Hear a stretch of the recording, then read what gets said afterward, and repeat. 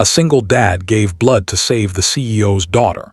Then she realized he was the man she mocked.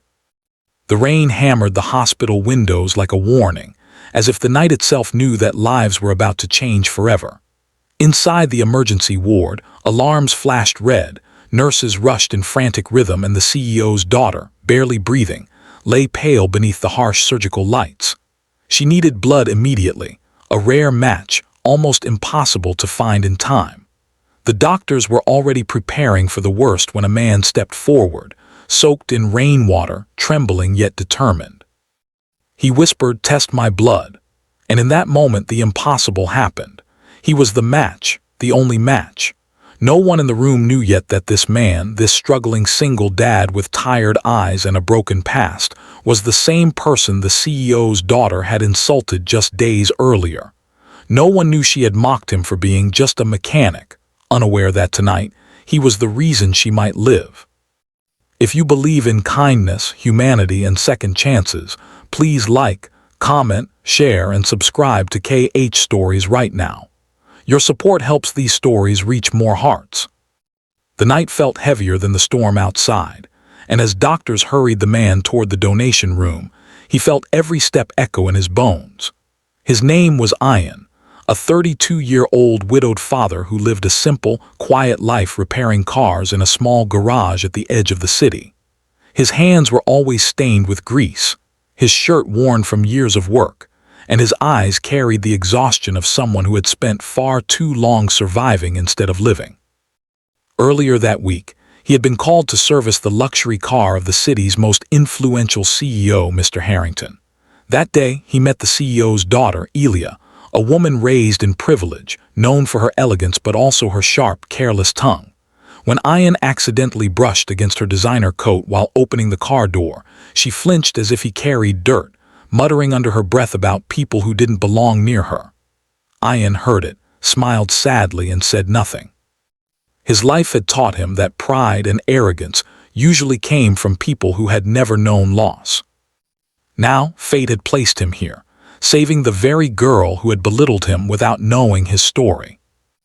As the needle pierced his skin, Ayan closed his eyes and pictured his little daughter, Meher, sleeping at home under the weak glow of a broken lamp. She was the reason he worked day and night, the reason he swallowed insults and endured long hours in the garage. She was his world, the last piece of his late wife he had left. Every drop of blood he gave tonight felt like giving away strength he needed for himself, but still, he offered it willingly. Because heart knows no hierarchy, and humanity has no class. Inside the operating room, Elia's condition stabilized slowly. The doctors worked relentlessly, and with every passing minute, the blood flowing into her veins pulled her further away from the edge of death. When the surgery was done, when her heartbeat finally steadied, the head surgeon sighed with relief and whispered, "Whoever that donor was, he saved her life." While the hospital staff celebrated the miracle, Ayan sat quietly outside the waiting area, dizzy and drained. He hadn't expected thanks. He hadn't expected anyone to notice him at all. He just hoped the girl would survive, because he knew what it felt like to lose someone too precious too soon. When Mr. Harrington arrived, shaken and terrified, he was told about the unknown man who had been the perfect blood match, the man who had rushed into the hospital without hesitation.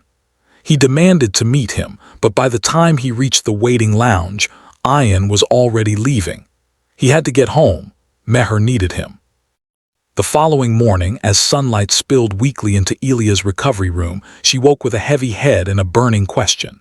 She remembered collapsing in the cold parking lot the night before, the pain in her chest, the fear clawing at her lungs. She remembered nothing after that, but the doctors told her everything: the surgery, the rare blood match, the anonymous hero who had walked in from the storm. And for the first time in her life, Elia felt something she wasn't familiar with: humility.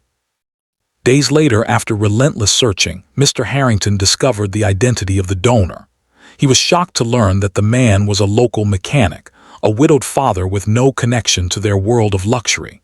Elia overheard the conversation, and recognition hit her like a wave.